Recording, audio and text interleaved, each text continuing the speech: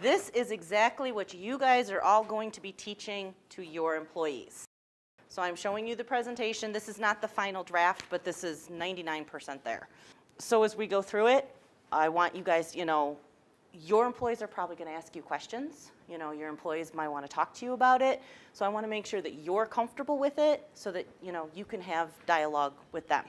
So we want our employees to know our goal, that they're the key to the success of our company. Number one goal is their safety and well-being. And I heard somebody say this earlier today, we want them to go home the same way, if not better, than the way they came to work. So this is the message we want to give them. We're going to give them some information on just basic facts on job-related injuries. Did you know that every year approximately 4 million workers are injured or killed at work, and we don't want them to be a part of that statistic. Biggest message, we care. We really want you guys, involved.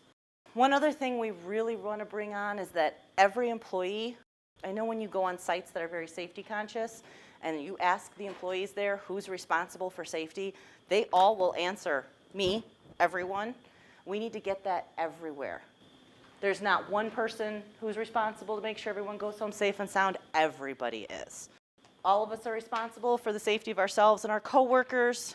Injuries can be caused by unsafe acts or unsafe conditions. Always be on the lookout for anything that's unsafe.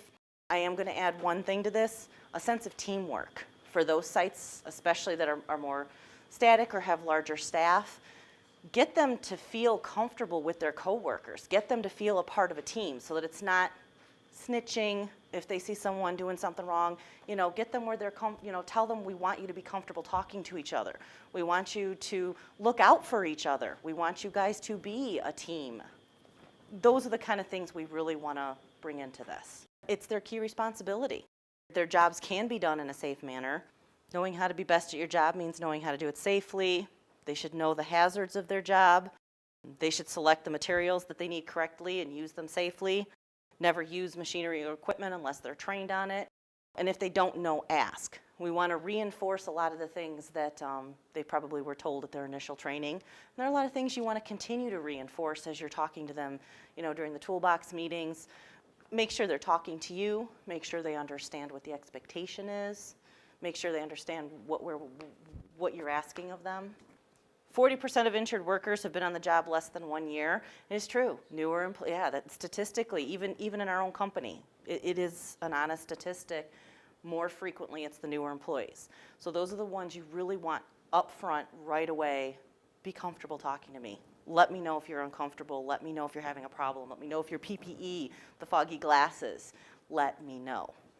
Keep the communication going. Always stick to the safe, approved methods. Do the job the right way. Continually reinforcing that they need to do it correctly, safely. If they take chances or shortcuts, the odds are against them. Oh, it's never happened to me. The ones that have been around 20 years and doing it the same way 20 years, it's like, but it can. And we don't want it to happen to you. You don't want it to happen to you. Incorporating, home, your spouse doesn't want it happening to you.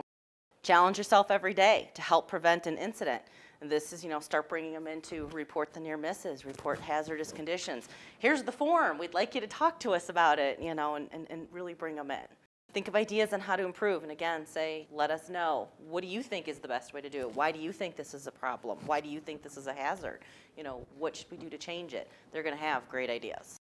And the last one, watch out. Always be on the lookout. Kind of give them an understanding of what a near miss is. Give them an understanding of what a hazardous condition could be. We'll put some pictures in here like the ones that the presentation I did for you guys earlier at the beginning this morning. Put some pictures in, show them some hazards. Show them some things in your environment. This is something I heard earlier. You will never be in trouble for reporting a hazard. They've really got to believe that. And they've really got to believe that, because that's where they're going to start talking.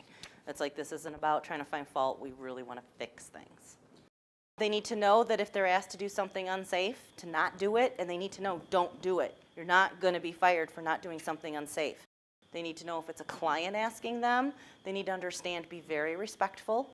These are our clients. Just say, okay, let me, go check in with my supervisor. They don't have to get into any kind of confrontational situation, but they need to know, don't do it. So if it's a client asking them to do something, they should know to come to you. If a supervisor asks them something that they feel is unsafe, they need to speak up, or they need to go to employee hotline or to the DM. They need to know that they need to speak up and not just do it.